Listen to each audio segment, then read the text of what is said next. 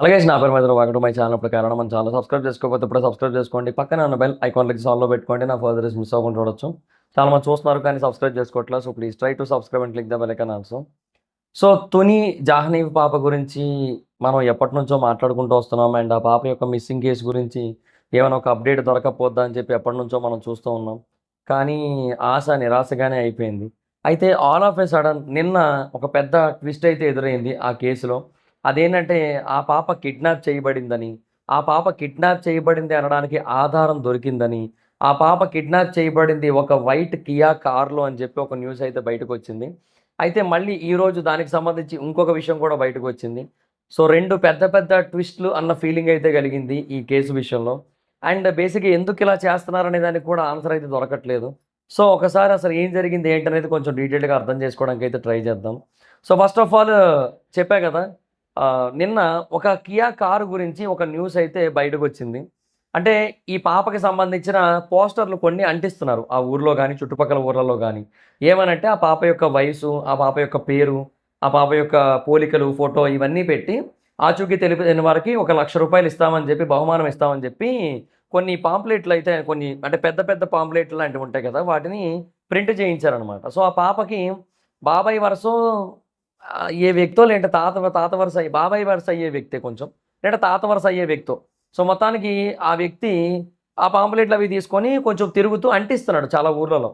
చాలా ఊర్లలో అంటిస్తున్నారనమాట. సో గోడల మీద అంటిస్తున్నారు. అంటే ఇంటింటికి వెళ్లి పాంప్లెట్‌లు పంచాలంటే కొంచెం ఎక్కువ ప్రింట్ చేయాల్సి ఉంటది. అది మరి బడ్జెట్ ఇష్యూస్ కూడా ఉంటాయి కాబట్టి.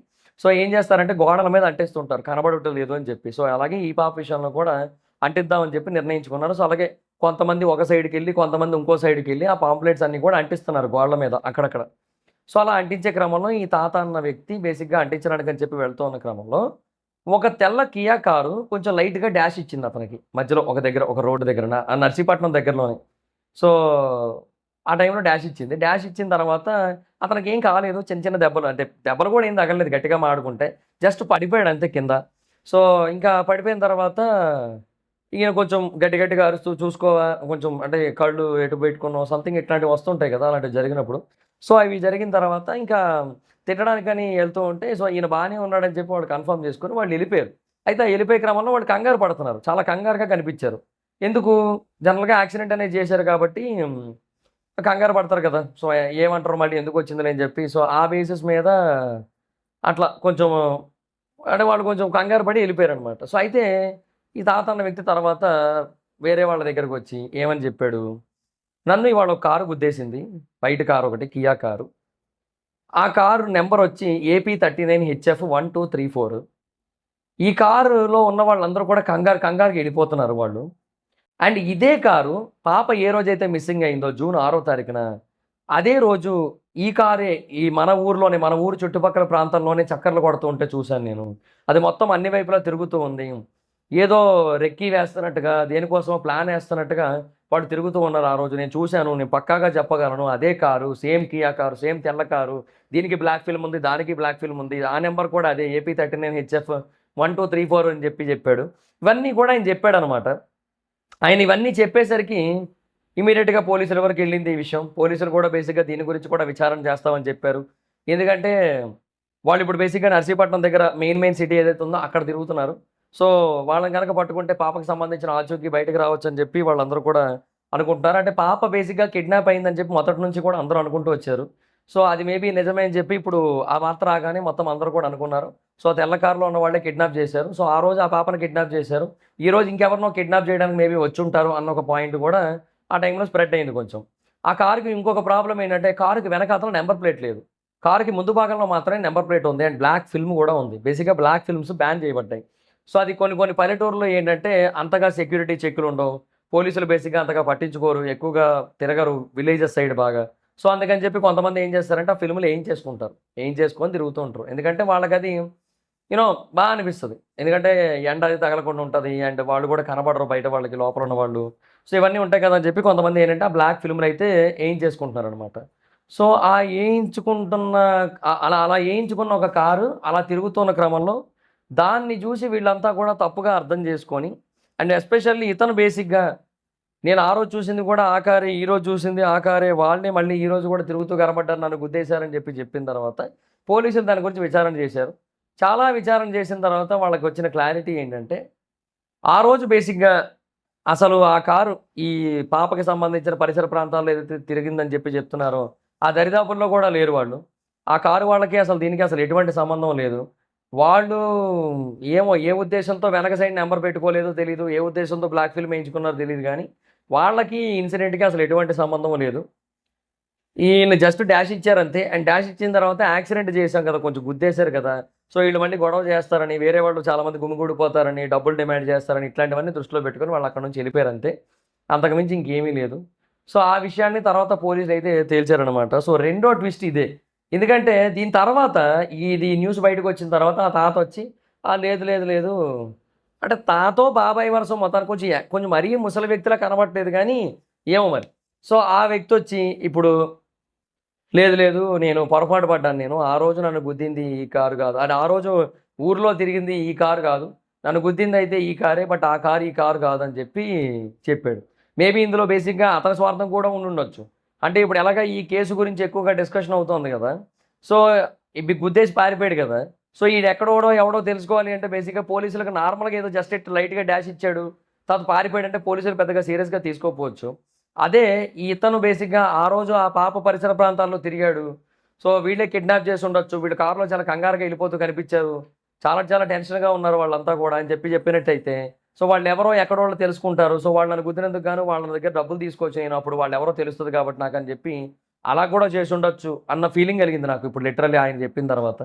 అంటే ఆయన బేసిక్‌గా ముందు చాలా కాన్ఫిడెంట్‌గా ఎంత కాన్ఫిడెంట్‌గా చెప్పాడంటే ఇంక బేసిక్‌గా పోలీసులు ఇంకా అతను చెప్పిన మాటల్ని 100% గనక నమ్మి ఎటువంటి విచారణ గనక చేయకపోయినట్టయితే డైరెక్ట్‌గా తీసుకొనెళ్లి వాళ్ళని అరెస్ట్ కూడా చేసేద్దురు. అలాంటి కాన్ఫిడెన్స్ లెవెల్స్ ఆయన మాటల్లో కనిపించాయి నిన్న. కాకపోతే ఈరోజు ఆయన ఒక క్లారిటీ అయితే ఇచ్చాడు. అది ఆ కారు కాదని చెప్పి. పోలీసులు చెప్పిన తర్వాత అది గూడా. సో, అదనమాట పరిస్థితి. ఇంకా అలా ఉంది సిట్యుయేషన్. సో, బేసిక్‌గా పాపకి సంబంధించిన కేసు ఎక్కడా కూడా ముందుకు కదలట్లేదు. పోలీసులు బేసిక్‌గా ప్రతి ఒక్క క్లూని కూడా విచారణ చేస్తున్నారు. వాళ్ళు పట్టుకోవడానికే ట్రై చేస్తున్నారు. కానీ వాళ్ళకైతే మటుకు ఏది కూడా దొరకట్లేదు. ఎక్కడా ఏమీ తెలియట్లేదు. ఇన్‌ఫాక్ట్ ఎంత ప్రయత్నించినప్పటికీ కూడా వాళ్ళకి ఆ పాప గురించి ఏమీ తెలియకపోవడానికి కారణం ఏంటంటే అసలు డే 1 నుంచి కూడా ఏమీ క్లూస్ లేవు. ఒకగానొక క్లూ ఆ కుక్క అనుకుంటే ఆ కుక్క కూడా చనిపోయింది పాపం. సో, అది జరిగింది. ఆ తర్వాత తల్లిదండ్రుల నిర్లక్ష్యమే అని అందరికీ తెలిసినా కూడా నిర్లక్ష్యానికి బేసిక్‌గా వాళ్ళనేమి అనలేరు గదా! సో, పాప ఆచూకీ కోసం అని చెప్పి ఇప్పుడు రూ. 1,00,000 ఇస్తామని చెప్పి కూడా ప్రకటనలిస్తున్నారు. అది మరి తల్లిదండ్రులే ఇస్తారా? గవర్నమెంట్ ఇస్తదా? మనకు తెలీదు. గవర్నమెంటే ఇస్తది మోస్ట్‌లీ. బట్ ఇలా చూసుకున్నప్పటికీ కూడా వాళ్ళెంత ప్రయత్నిస్తున్నా, ప్రభుత్వం ప్రయత్నిస్తున్నా, తల్లిదండ్రులు ప్రయత్నిస్తున్నా, తల్లిదండ్రులు మరి ఎక్కువగా ప్రయత్నించట్లేదు. ఎందుకంటే వాళ్ళు బేసిక్‌గా వాళ్ళ పనుల్లో వాళ్ళున్నారు. వాళ్ళకి ఇంకో పాప ఉంది. ఆ పాపను చూసుకుంటున్నారు. సో, వాళ్ళ పనిలో వాళ్ళున్నారు. వాళ్ళేంటంటే ప్రభుత్వం ఏ రోజుకైనా వాళ్ళ పాపను తీసుకొచ్చి ఇస్తదేమో అని చెప్పి ఎదురు చూస్తున్నారు. అంతే ప్రభుత్వం కూడా డాగ్ స్క్వాడ్ అని పెట్టింది. 400 మంది పోలీసులను పెట్టింది. విలేజెస్ అందరూ ఎతికారు. ఎంత ఎతికినా ఆ పాప దొరకకపోతే ఎవరి మటుకు ఏం చేస్తారు? ఒకటైతే వాస్తవం. ఆ పాప అసలు ఎటెళ్ళింది, ఏంటి అనేది ఏమీ తెలియకుండా కిడ్నాప్ అయ్యిందనేది మటుకు ఒక పాయింట్ ఉంది. కానీ ఎవరు తీసుకెళ్ళి ఉంటారు? అది తెలీదు గదా! ఎందుకంటే అది బాగా పల్లెటూరు. సో, అక్కడ సీసీ కెమెరాలు ఎక్కడుంటాయి మీకు? ఇవేవి కూడా జరగని పనులు అంత ఈజీగా. చెప్పేయడం ఏముంది చెప్పండి. ఈజీగా అయిపోతది. చెప్పడం ఈజీయే. కానీ ఇవి ఆచరణలో పెట్టడం చాలా కష్టం. ప్రభుత్వ వైఫల్యం అని చెప్పి కొంతమంది మాట్లాడుతున్నారు గానీ, ప్రభుత్వం ద తన వంతు తను ప్రయత్నించింది. ప్రభుత్వం 100కి 200% ప్రయత్నించింది. 400 మంది పోలీసులు పెట్టింది. డాగ్ స్క్వాడ్స్‌ని పెట్టింది. ఆ కుక్కకి ట్రాకర్‌లు పెట్టారు. ఆ! తర్వాత ఊళ్ళో వాళ్ళు వెతికారు. వాళ్ళకి సహాయం చేశారు గవర్నమెంట్ వాళ్ళు. తర్వాత ఏ చిన్న క్లూ దొరికినా వదలకుండా దాన్ని మళ్ళీ విచారిస్తూ వచ్చారు.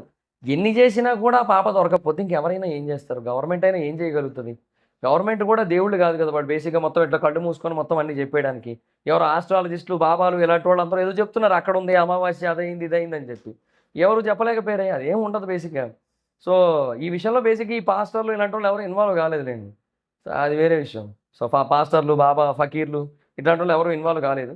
బట్ వాటెవర్ ఇట్ ఈస్ మొత్తానికి ఈ ఎంటైర్ ఇష్యూ అనేది బేసిక్‌గా ఒక ఐ ఓపెనింగ్ ఇన్సిడెంట్ అని చెప్పొచ్చు నన్నడిగితే మటుకు. ఎందుకంటే ఇలాంటివి ఫర్దర్‌గా ఎప్పుడైనా జరిగే అవకాశం ఉంది. ఈ పాపనే కాదు, ఈ జ్ఞానేశ్వరే కాదు, దివ్య అని ఒక పాప కూడా కాకినాడ జిల్లాల సైడ్ ఎక్కడో ఇలాగే తప్పిపోయింది. వాళ్ళిల్లు కూడా కొంచెం ఊరికి చివరగా ఉంటది. వెనకంతా అడవే ఉంటది. 18 నెలలు, 19 నెలలు అయిపోయింది ఆ పాప తప్పిపోయి. ఇప్పటికొచ్చి ఆ పాప ఆచూకీ అయితే దొరకలేదు. సో, మనం ఏం చెయ్యలేం మనం. అదే చెప్తున్నాను గదా! ప్రాబ్లమ్ ఏంటంటే, ఇలాంటి కేసుల విషయంలో బేసిక్‌గా వాళ్ళకా ఏమీ తెలీదు. ఆ పిల్లలకి కనీసం బేసిక్ ఇన్ఫర్మేషన్ గూడా తెలీదు. చాలా చిన్న వయసు వాళ్ళది. ఈ పాప వయసు 2 ఏళ్ళు. 2 ఏళ్ల పాప ఏం జేస్తది? ఆ పాపకి ఏం తెలుసు? ఒక క్రూర జంతువుని చూడగానే దాక్కోవాలి అనే బేసిక్ ఇన్ఫర్మేషన్ కూడా తెలీదు ఆ పాపకి. ఏదో ఆట అనుకోని ఎళ్ళిపోద్ది. మొన్న రీసెంట్‌గా శ్రీలంకలో ఏదో ఒక వీడియో వైరల్ అయింది.